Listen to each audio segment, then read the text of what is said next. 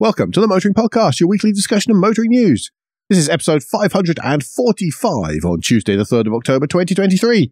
Hello, I'm Alan. Hello, I'm Andrew. And this week we'll be wrestling with charts, graphs and statistics. In new car news, we realise one company hadn't actually said that they were EV only post-2030. And in points of interest, we advise you to take a very long lunch indeed. But first, for the first time in quite a while actually, we have some follow-up. Well, no, that's not quite right. For the first time since last week when most of the show was follow-up. Officially declared as follow-up now. Sorry, okay. I did caveats. God, we're sticklers even in this show. So we do it to ourselves, everybody. We don't just do it to people we're talking about. But the government has officially now, finally, announced what the zero-emission vehicle mandate is, what it entails. It's pretty much what we were discussing last week. There are percentages of each brand's fleet that have to be zero-emission when registered, new in the UK from 2024, moving up to 2030, and then there is a jump between 2030 and 35 because they haven't worked out what the changes to the percentages are going to be by then. But obviously they're going to fill in that last 20% between 2030 and 2035. Lots have been said about this. Fortunately, because the dust had settled a bit by the time the actual announcement came out, some of it was truthful. Yes, well, yes, there is that. I think the important point really is the headline on the statement from Mike Hawes, Chief Executive of the SMMT, saying the industry will deliver this, but mandates don't make markets. Mm. You know, you can say, we want everyone to sell this many, but if people don't actually buy them, then that's a little bit trickier. But what will happen is the manufacturers will just throttle supply of the non-EVs. Yeah, and the market will drop in overall registrations. Yes, absolutely. But there needs to be some kind of legislation. And I guess this is it. Yes. Is really where that's going. Yeah. There does need to be something to help us make that change. Is this the best way? Probably not. Is it the way we've got? Yeah. There will be two links in the show notes. One is to an Autocar article talking around the topic, and then we will have the SMMT article in their direct response. You can read both those by clicking the links in the show notes. First of the new news. Mm-hmm. And big report out by the government, and there are lots of headlines, and they say things like, UK road deaths rise for first time since 2017. And, okay, where do we begin with this? It is not good that 1,711 people lost their lives on the road in 2022. That's a fair statement, I think. That is correct. I think everybody agrees on that. What then happens from there on in varies wildly. Lots of people then going, oh, we must do this, that, and the next thing. I think what's important really is to try to put some of these numbers in context. Yes, you have to look at the official report and the official figures and the way they have chosen to present that information. Which can sometimes change in the same segment. Yes, but actually the official report is easier to read and to draw conclusions from than most of the reporting on it. But the way that it is done as well allows you to pull a conclusion no matter where you stand on this, whether you think well, yeah, that's true. Our roads are incredibly dangerous, or whether you think our roads are okay, or whether you think our roads are safe. The way that the data is handed to us, all three cases can be made for such. Yes. A little bit of context, though.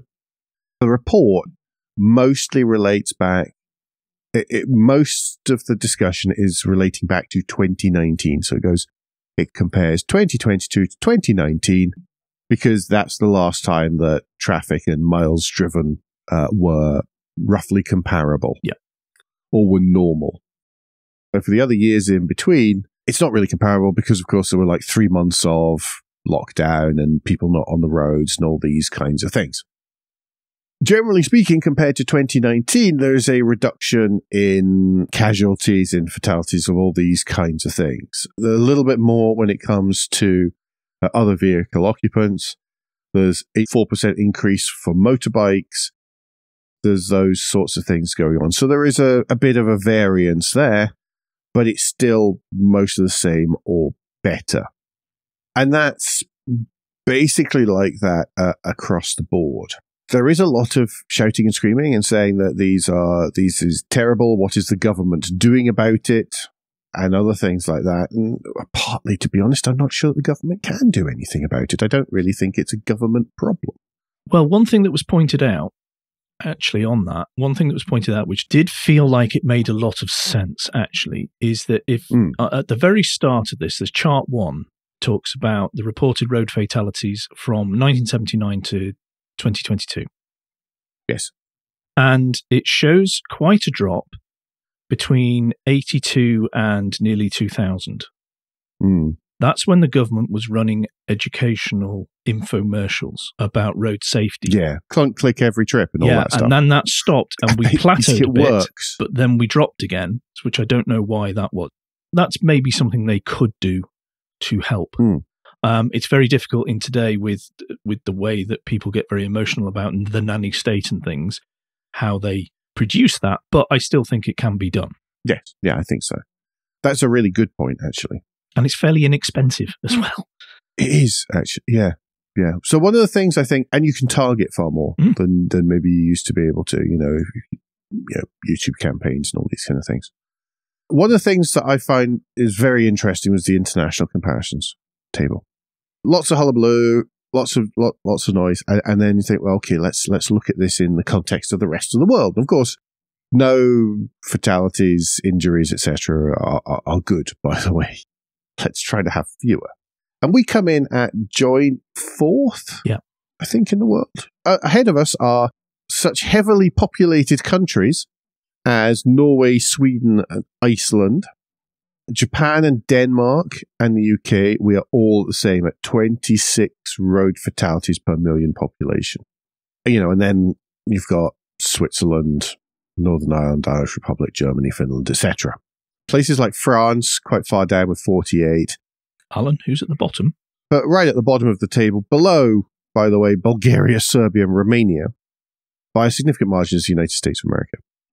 I could have a whole separate podcast on driving standards, road infrastructure for safety, and all of these kind of things based on being here in the US.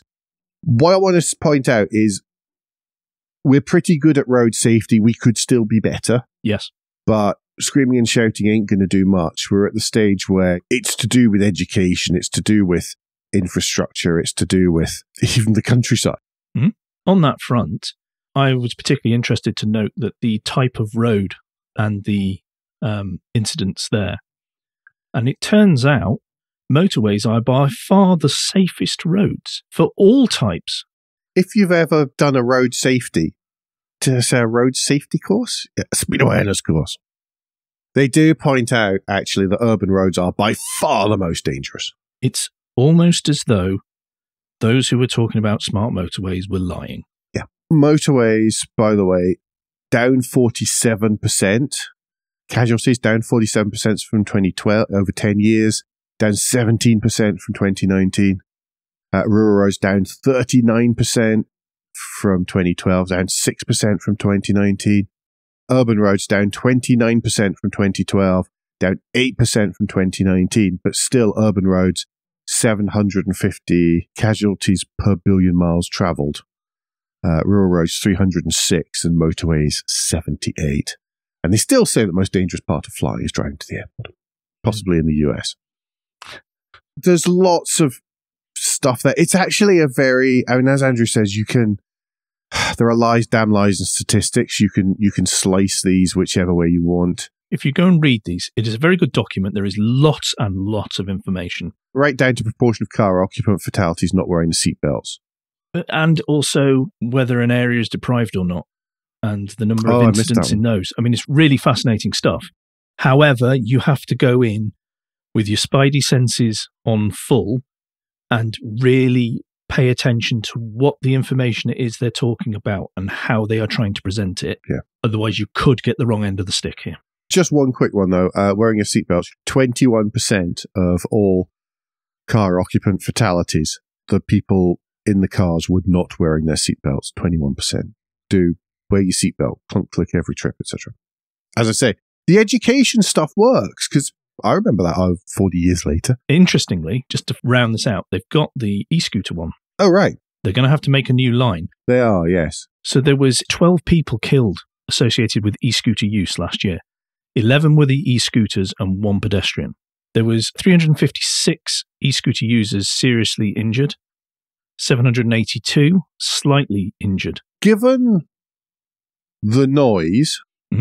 That's why I'm mentioning it. You would have thought there were more, wouldn't you? Well, there are 60 serious injuries of pedestrians and 17 serious injuries of bicycle riders, 1 motorbike, and 4 car occupants.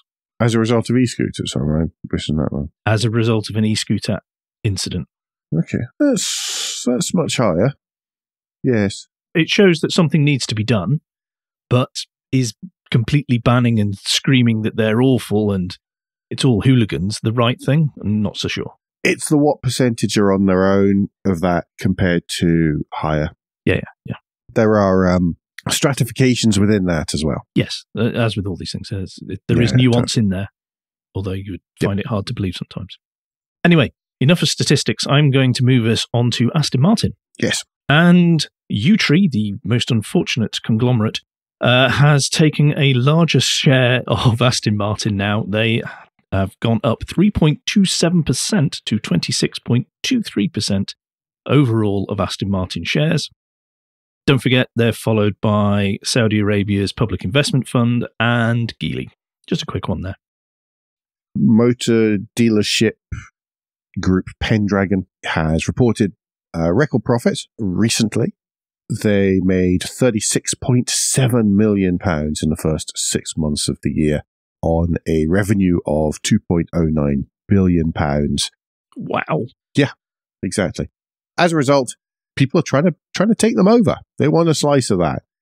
So the leading bidder at the minute is a group called Lithia, which is American, I believe. They're all American. Yes, they're all American. Oh, I was surprised. They're all American. However, AutoNation has submitted a bid for the group as well. And there's also a joint offer from Hedon Group and Penske as well. Pendragon Chief Berman said that those latest 2 offers were unsolicited, but are now under consideration. When they do go, that'll leave us with just one UK-based or owned company that is a dealership that's on the stock market. Yeah. Interesting how outside investors have seen the UK as a profitable location. Mm-hmm. I don't know if it helps us as the consumer in any way, but no. Some people do well out of it, i.e. shareholders. Yeah. It's thought that third one, the Penske and Hedon one, might be a problem because Penske already owns Sytner. Oh, okay. That might come under the Competitions Commission, might well go, no. That's fair enough. Because Pendragon own Stratstone, don't they? So Sytner and Stratstone directly fight each other for luxury premium brands. Yeah, the 2 brands that jump to mind there are BMW. Both of them have BMW dealerships. Yeah. This all sounds a little bit removed, but ultimately does have a knock-on effect on where and how we can buy cars in the UK. Speaking of which, this time it's personal. We have talked in the past about how Ford is revamping their dealership locations. Stellantis are doing the same. Basically, most of the manufacturers are, but we'd missed that Toyota were doing this. So it's obviously been done on the quiet. Well. And it looks like some people are unhappy that they've lost their franchise. As I semi-jokingly said just there, this time it's personal. And it is. So lots of the manufacturers over the years have been trying to consolidate, have been consolidating their dealer groups. Some of them have been doing it for quite a long time. It means that in Scotland, if you want to buy a Renault, for example, you basically have to go to Arnold Clark. Joy. It's a not dissimilar story for Citroën, for Peugeot, for any of those brands. Pretty much. It's Arnold Clark or bust. Actually, just saying that, I was thinking the exception in Perth is Peugeot, which is the same dealer group as we're about to talk about. Toyota are now doing the same. It's part of trying to move towards an agency model. But the challenge is that whenever you get into some of the more remote places, a family-owned dealership have been selling brands cars for a long, long time. They have loyal customers who go to them, who trust them. And it's not necessarily like, say, I don't know, a change to somewhere in an industrial park or a retail park on the outskirts of Northampton. It is slightly different. And I say that because one of the casualties of the way Toyota are rejigging is Struans in Perth. It's going from being, okay, hands up here, I bought four Yaris from them. My sister's bought 2. My mom's bought 1, 5 RAVs. So we're a bit of a, Why, have you got some sort of loyalty to a well-run dealership, Alan, by any chance? Yes, I do. Yes, I do. You know who you're going to be dealing with. You know what's going to happen. And to be honest, the dealership is at least as important as a brand, if not more so.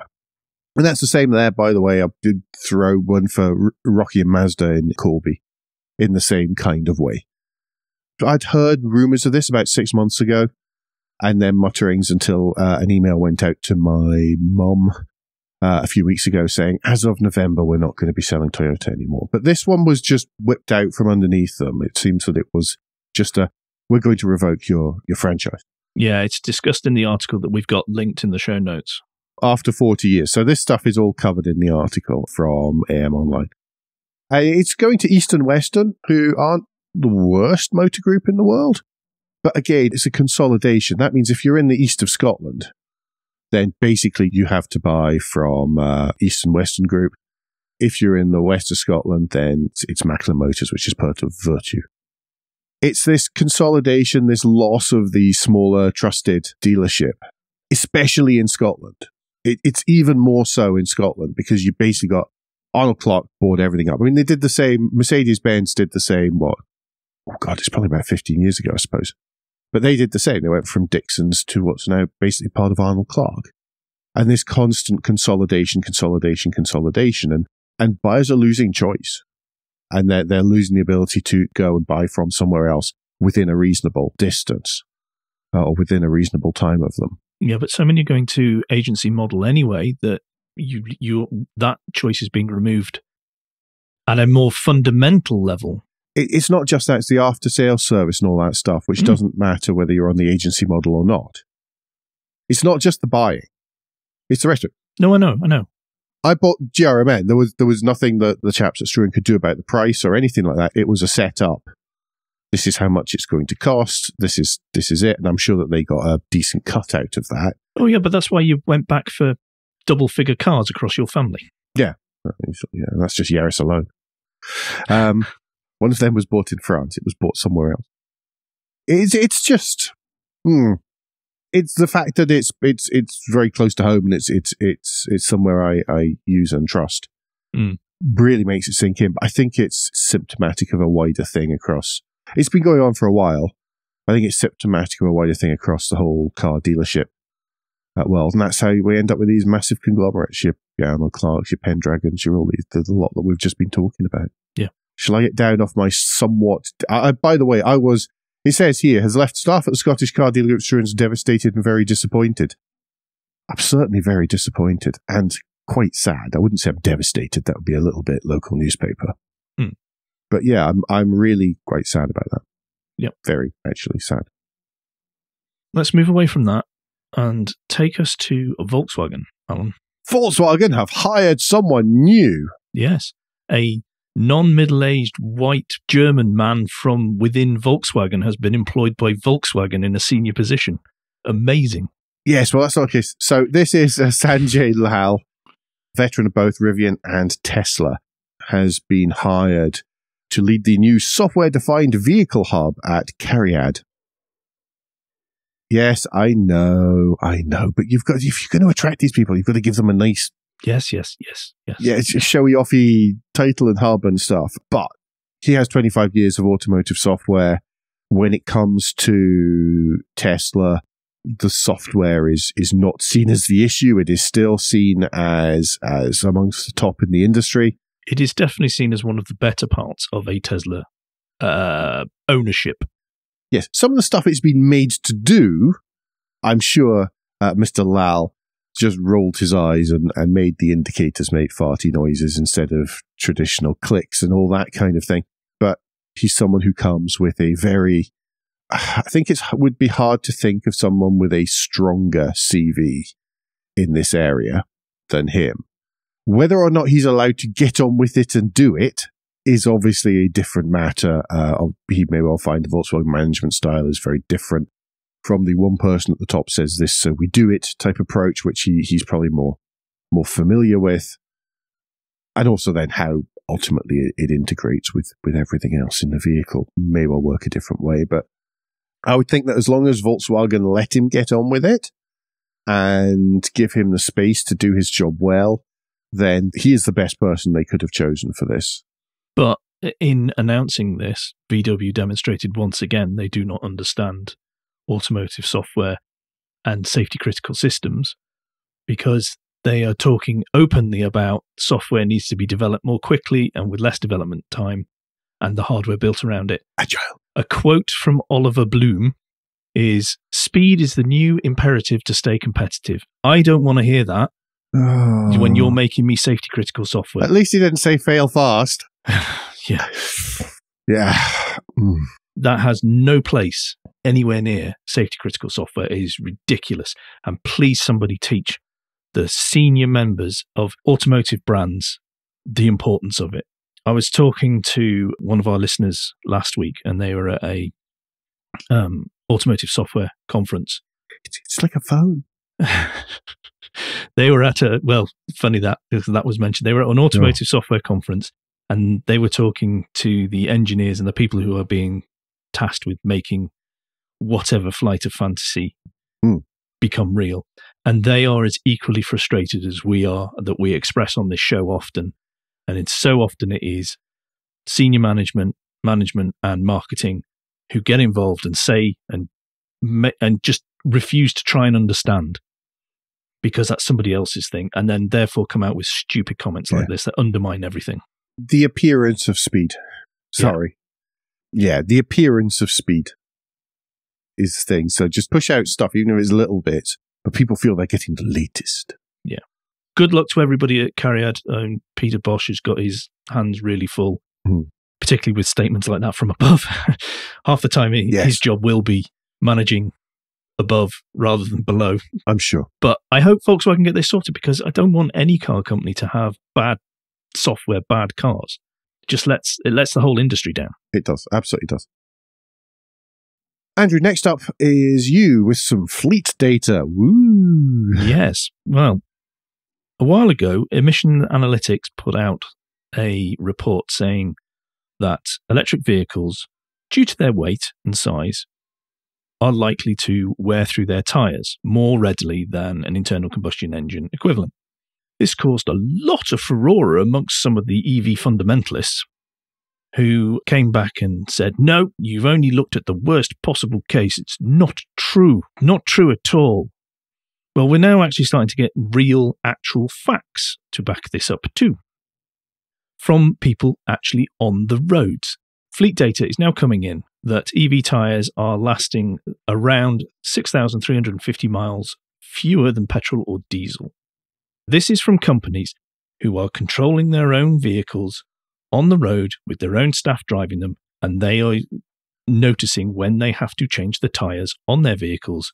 They are having to do it sooner with an EV than they are with a petrol or diesel. And not only that, but the tyres are bigger and more expensive as well. Yeah. If we can all now put to bed, it is not all EVs. It is not all petrol and diesel.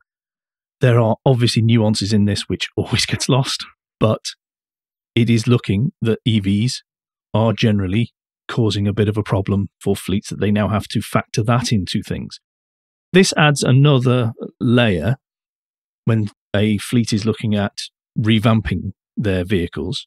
This adds another cost layer for them to consider, and why somebody may want to hold on to a petrol or diesel longer. There is an interesting point here, and it's by Tim Meadows, Chief Commercial Officer of the company doing it, whose name I've now lost. He is saying is whether this is an inherent characteristic of EVs or a reflection of the types of EVs being operated by fleets. It may be that, there's a lot of certain particular brands because it's kind of fashionable to have those, and also they're there and available and have good range. Mm-hmm. And is it just that skewing to that particular brand or model? It happens to be particularly tyre hungry, so maybe that's skewing all of the numbers. Yeah. I think it's one of those hurry up and wait type setups where you've got to look at that, and also the fact that this is going to be the first sets of tyres on many of these cars. Yeah, and will people early on be doing the whole look how fast I can go from 0 to 60? Yeah. And wearing out the tyres more quickly that way, or will it settle over time once the initial novelty of silliness? And also tyre technology has moved on. As ever with all these issues, which, like I say, always gets lost. There is so much nuance in it, but it is an indication. Yeah. And something, therefore, that should be investigated further, and will be, because fleets want to know down to the third decimal point on what something is costing them. Because by the time you multiply that by a few thousand cars, as opposed to just the one in your driveway. Yeah. Alan, do you want to take us to Germany? Yes. Okay, cool. When do we go? I've never been. Haven't you? No. It's very nice. It's lovely. Yes, but in this case, we're going to go 1,000 kilometers with a Mercedes-Benz truck. Mercedes ran a single hydrogen-powered articulated lorry 1,047 kilometers across Germany on just one tank of fuel. The truck was loaded to the maximum permissible gross train weight of 40 tons in which to do it, and it managed to say 1,047 kilometers. That's just over 620 miles-ish. I think we may have a listener that will probably translate that into UK distance. How many blue whales was it, Alan? Yes. 1 or 2. They successfully managed that. Problem, of course, the fact that they finished up in the center of Berlin meant there was no way to refuel it to get it back again in one go. It was a one-way journey. Highlights the possibilities, but also the very real constraints currently. Yes, that's basically where I was going. I was about to say we know there's all sorts of constraints around hydrogen extraction, etc., etc., etc. We all know those. We've all listened to this for a while. We've all read all the stuff. But it shows that on those longer point-to-point journeys, there is a space in the commercial vehicle world. What it doesn't split down here, by the way, is what the available payload was to make up the 40 tons, because, again, that's one of those aspects that needs to be taken into account. Mm-hmm. Just how heavy is the tractor unit? How heavy would it be on battery? How much money could you make from it ultimately per load if you're charging per ton or whatever? Lots and lots of, again, same as every other story this week, lots and lots of dimensions in there. We think it's an interesting one, and we think it's worth keeping an eye on just to see what happens with it. Yep. Well, that takes us to Guilt Minute. Quick break in the show where we ask for a tad of financial support to keep the lights on and the hosting running. If you feel that Motoring Podcast is worth small consideration every month, then you can become a patron. Different levels of patron include different levels of commitment from us to you, including being able to watch the show recorded live. We also have a small range of merchandise in our spring store, from stickers to mugs and t-shirts. But if you don't have any spare cash, and we do completely understand, then you can help us by following for free from a podcast player to receive every show as they're released, and by liking and rating the show in whatever way your podcast supplier lets you. If you've done all that, and some of you do so, thank you very much. Then the last thing you can do is to recommend us to your friends or colleagues. Thank you, everyone that does. Very much appreciated. New car news next. Andrew, this is riveting stuff this week. Well, last week we were all about resto mods. This week we're a bit more down to earth and a bit more attainable. We're going to start with the facelifted Skoda Kamiq, which is going to be priced from £24,000. This is their smaller SUV, going up against the Puma, the Mokka, the Peugeot 2008. It's going to share the same platform as the Seat Arona, although that's going away, and the Volkswagen Telivid. Telivid? Hang on a minute. It's Telivid. Oh, to cross. Oh, right, okay. Flipping heck. There's slight refresh of the externals, and there's newer, they say better, but newer tech on the inside. I mean, remember, this is VW centered. Your mileage may vary on that, but there do appear to be buttons and things in the inside cab. Temperature controls. Yes, it does under dial, so that's good. It's going to start from £24,070 with the SE and go up to £29,275 for the Monte Carlo version. Yep. 2 of the 3 engines available are 1 litre 3 cylinders, but the top level is 148 horsepower, 1.5 litre 4-pot. Yay! Okay. Also in Skoda news, the Skoda Scala. Now, I do know I've seen one of them. The first one is generic Volkswagen Group, and this is a bit different because it looks a bit like an estate, really. Yes. Skoda Scala has been facelifted as well. It is a segment-defying family hatchback, which means nobody knows what size it is. Somewhere between B and C, I think. Start at £22,095. Be able to order from October. It has had some small changes. I think it's mainly... It's quite a handsome-looking thing. Yeah, they're mainly bringing the design language in line with the others, and also the spaced-out Skoda across the back, below the windscreen. In black writing on black background. Yes. Yes. 3 different specifications. You get SE, SEL, and Monte Carlo again. Got lots of kit. And yes, there it is. Just an car, isn't it, really? It is very much a car. Do you know what? It's not one I would ever consider thinking about or even remembered it existed. Sorry, Skoda. It's not offensive, but it does nothing to induce any excitement either. Yes. It's one of the first vehicles on the Volkswagen Group's MQB-AO platform that will allow you to open the boot with a foot gesture. The optional virtual pedal comes as part of the Scala's electric tailgate package. I also noticed that the SEL pictured here, by the way, has Skoda in silver on the black as opposed to the Monte Carlo, which is black on black. Well, going to the other end of the spectrum now. The other end of the spectrum, Rennsport Reunion took place in California last weekend. You probably know that if you listen to other popular UK motoring-ish podcasts, as well as the social medias. But yes, Andrew, why don't you tell us what was unveiled there, and then I'll have a grumble. Porsche have revealed the 911 GT3R Rennsport at the Rennsport Reunion. There are 77 versions, which I would presume have been sold months and months and months 77 ago. versions, 77 units. Yeah, 77. Yes. 77, units. Sorry, not versions, yes. Oh, sorry. It's based effectively on the current GT3 racing car, and this is track only. Yeah, but unrestricted. So it doesn't have to follow any of the technical regulations. So it's a GT3R without the restrictions of the technical regulations. So it's probably faster. Yes, it would. There's lots of technical details in this car article that's linked.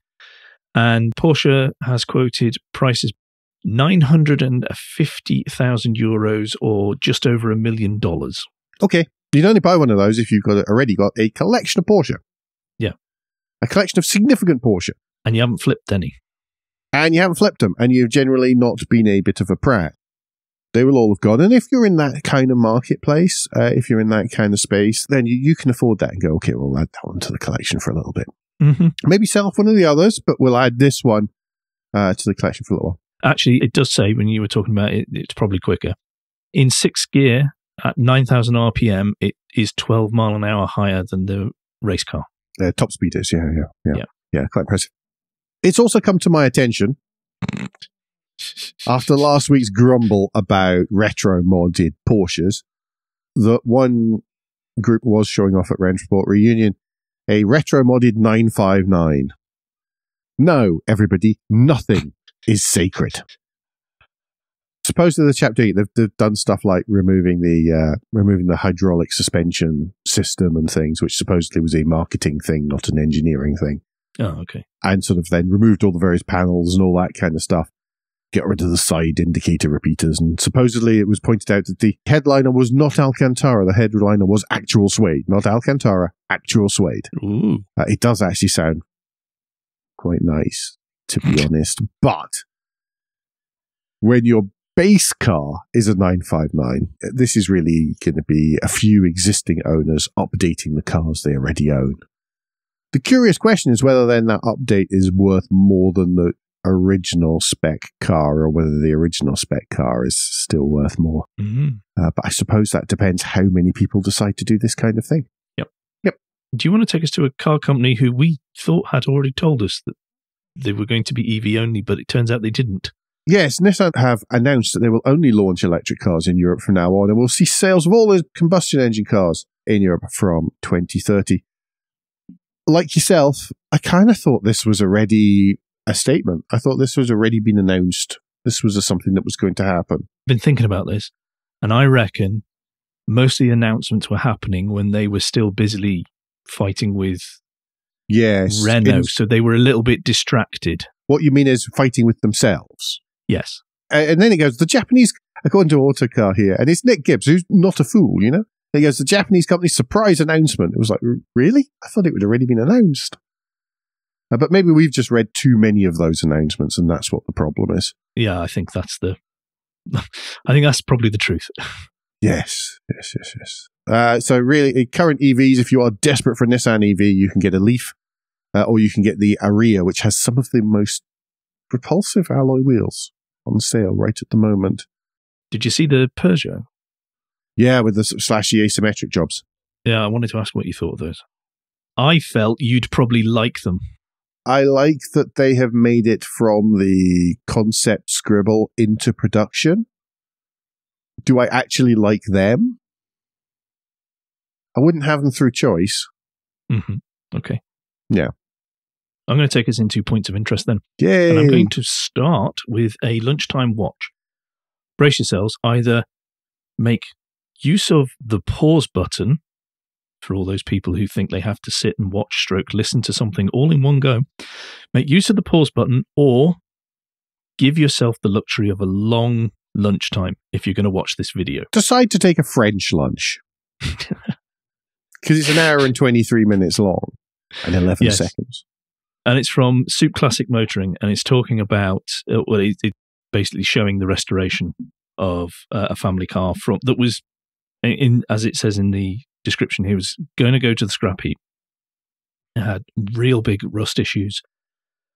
It's required a lot of work, and the result is beautiful. If you don't already watch George Corrales' other stuff, which isn't normally presented in such a long format, then I strongly recommend it. He is a filmmaker by trade, and his sort of, I guess what he likes to do is use lots of stop motion, and it's beautifully done. Just subscribe. Yes. You know, we only recommend channels and people that we think are good. Yeah, it's an absolute cracker. My apologies, podcast listeners, for the presenter with a sucky sweetie, but it's either that or he dies before the end of the next two stories. Anyway, list of the week this time is from Jalopnik, and it's these are the worst highway rest stops in the world. And it's a little bit of a US-centric one, this one, I'm afraid, folks. Well, that is the world. I mean, they've got the World Baseball Championship. They've got the World Series. American Football It's called Championship. The World Series, mate, and there isn't. It's a dull game. I like cricket, but that's a dull game. They've got the World American Football Championship. America is the world. Come on, Alan, you know I have this. not been to a baseball game yet, but I believe it is mostly an opportunity to eat hot dogs and drink beer. Yes. That's what I'm told.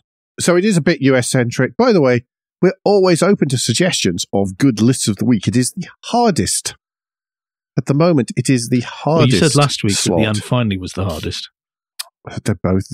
They are both much trickier to find than news about facelifted EV SUVs and stuff. Yes, the list of the week is also quite tricky because of the proliferation of people using AI-generated clickbaity stuff. I think because we will not include that. Yes. We will not include that because someone should be paid to make the content. Yes, it's also the fact that often it's wrong, and we do try to be rightish. Anyway, this one is quite good. I think what's most enjoyable about this list, it isn't necessarily the names of the service areas, although it does give some of us a little mental reminder of where to stop and where not to stop. But it's the stories. Yes. It's the stories that go along with why people feel they're the worst. Andrew, do you have a favourite worst? Yes, my favourite worst. Well, actually, I'm stunned that they don't have Exeter's M5 services on here, because that is one of the circles of hell, particularly in the summer. But for me, I think probably I would never go back to this service station is the one that had the sign saying, please be warned that rattlesnakes might be in the toilet room because it's cooler than outside. Now, I don't mind a snake. I don't actively seek them out, but I don't need one to join me while I'm going to the toilet. Yes. So this was the Essex Rest area on I-40 West in California. I am not a snake person. It is my fear. Conversely, by the way, one of my aims whilst I'm over here is to visit a Buc-ee's. Right, I'm going to take us to the And Finally, and we promised we would do this, but it's the Hot Wheels Legend Tour UK 2023 winner, the 1979 MG Beast. And it really goes into detail of this fabulous MGB GT that has been made into something that isn't an MGB GT. It has been modified to heck, and it's absolutely gorgeous. Yeah. I like an MGB GT as it is. This is... As we discussed last week. Yeah, exactly. I would never think to do this myself, but I think it looks fantastic, and everybody says how beautifully it's been done as well. Yeah. You can click through, have a look at some lovely photos, and read more about it. Because we sometimes follow through on our promises. We're not politicians, you know. No, we try and tell the truth. Yes, exactly. Exactly. I think on which note, that pretty much rounds us up for this week. Anything I've missed? Anything people should be aware of, Andrew? I don't think so. I can't think of any parish notes. Me neither.